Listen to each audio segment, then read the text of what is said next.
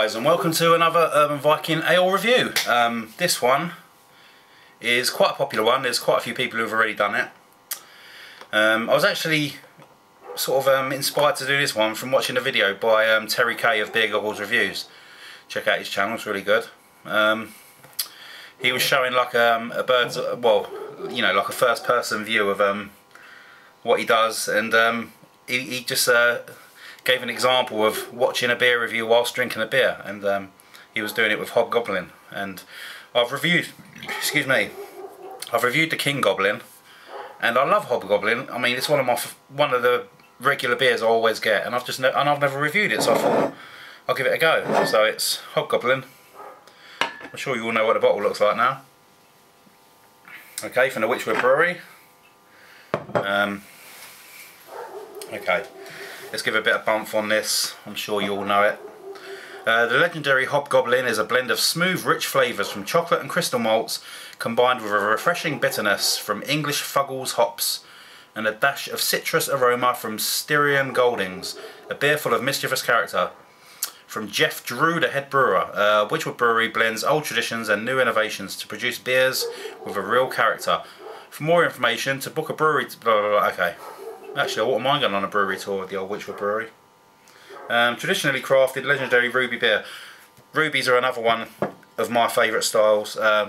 Scotch ales, thanks to the old skull splitter, have probably just nipped the bud if they're going to all be like that. But anyway, yeah, Hobgoblin, good stuff. Let's crack this one open.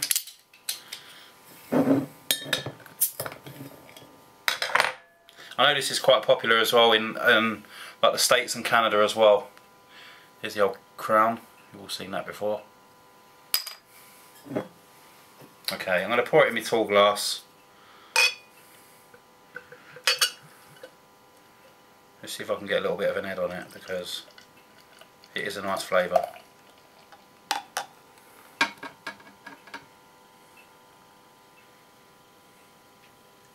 Lovely.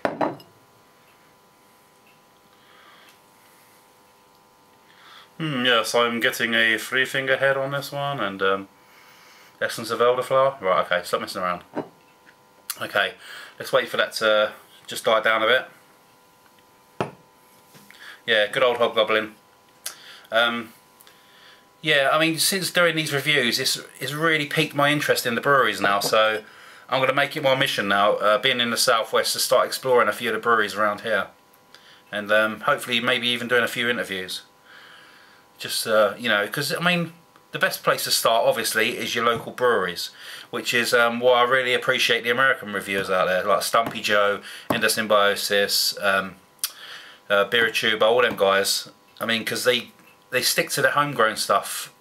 I mean, obviously they still do stuff from Belgium and England and stuff like that, but they stick to the local stuff as well, which is basically the right idea, because, you know, you need to raise awareness of your local brewery. It's like having I suppose it's like even like having a local football team or something like that, you know. You do your best to help them out, and, you know, you'll find some little diamonds. Right, okay, let's give this a sniff. Okay, I'm not getting too much because of the head, so I'm going to drink a bit of the head.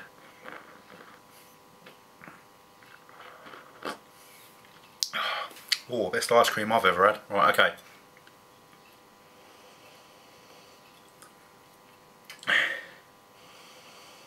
Yeah, a very slight roasting, a slight chocolatey smell.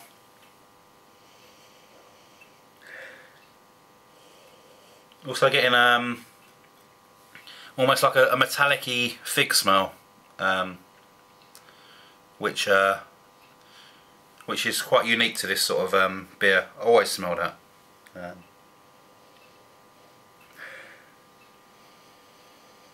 There's also like a very slight citric smell as well. I don't know if it's like a lemon or something like that, but it's really, really faint. Sort of like just on the edges. Okay, cheers. Lovely.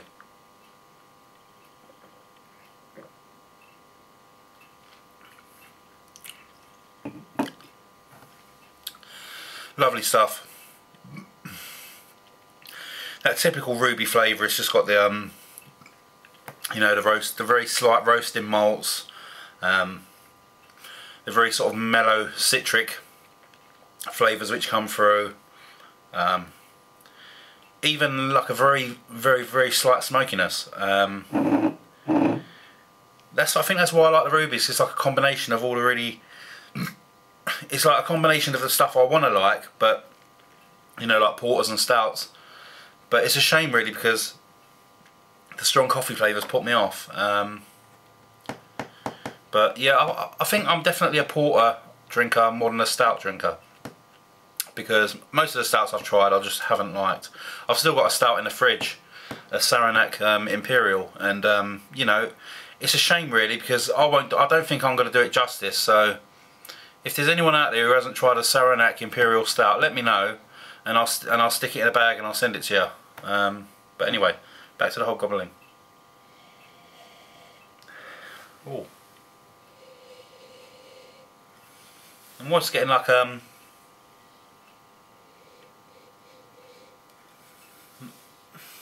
it's like when you've eaten a banana, not the actual banana smell, but you know when you've got the skin.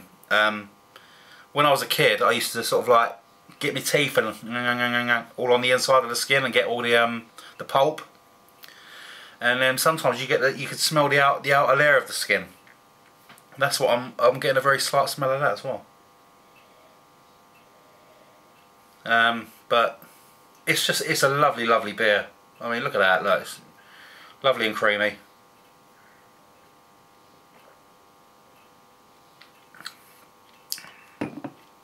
You really can't go wrong with a Hobgoblin. You really can't.